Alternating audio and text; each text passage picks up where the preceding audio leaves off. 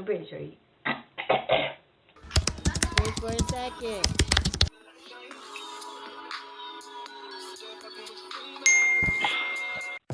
Okay, like I said, hi, my name is K.shavonte, and if you're new here, this is building a signature through observation, not perfection, aka, bitch, you're almost 30, so let's be fucking for real. If you're all about redefining yourself, then let's just talk. Consume an unhealthy amount of true crime. Like, I watch true crime very much often, very much throughout the day. I watch true crime so much that my children's grandmother is often like, girl, what are you watching? Turn that off. And that is the truth of reality.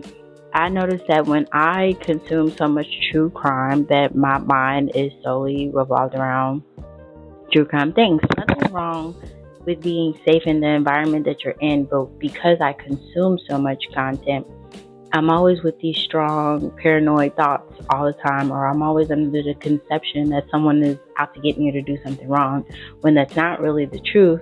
The truth is because I watch so much content of true crime, of betrayal, of mysteries, of murders, or like weird supernatural events, that I'm convinced that this stuff is actually real life.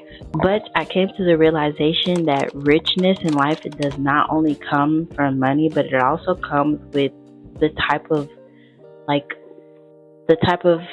information that you're consuming on a daily basis. You are what you become, just like they say, you are who you hang around with. So I did this thing, I tricked myself, and I convinced myself that, okay, say for an example, I am a newborn child. As a newborn child, I don't know anything, I don't know no better. Your job is to teach me here, teach me how this works, and make sure that I go down the correct path in life. So with tricking myself into thinking or approaching a lot of things that I'm watching on a daily basis, I've actually encouraged myself to swap out something that I would normally do on a daily basis. Like, you can relate to that. You can understand, as a parent, as a grandparent, as a mother, as a father, as a big sister, as a big brother, as an older cousin, as like a step-in father, or anything like that. You want to make sure that anything that you're implementing or teaching your children to do, or any younger generation what to do, that they're always learning from the mistakes that you learn from. With that being said, I swap out at least one thing of true crime daily, or anytime I pick up my phone or pick up my tablet. So I often go to bed watching Family Guy or American Dad because it's a comfort to me. And do I still do it? Yes, probably about 2 or 3 times throughout the week. But any other time, I'm going to sleep to some type of high frequency music, or I would consume type of productive content or podcast conversation just before I just know that, okay, I can't handle this no more, I need to go to sleep.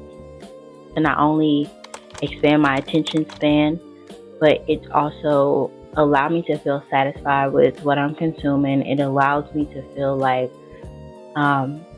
although I'm at a standstill at some point in my life, that I am and/or I could be more productive at home. Although, because I'm consuming more enlightening content, I have a different perspective of interest of things. So I don't have like a full scientific point of view about this topic. I just came in to share my perspective on what I've learned on my journey when it comes to swapping a comfort zone of content that I consume, as opposed to a more productive content that I'm now consuming on a nightly basis. And that's only been like about a week. That's all I have for you today. Again, my name is K.shavonte, and this is building a signature through observation, not perfection. If you like what you see today, feel free to like me here on YouTube, or you can catch me on any of these social media platforms for 30 seconds content. I'll see you in the next one.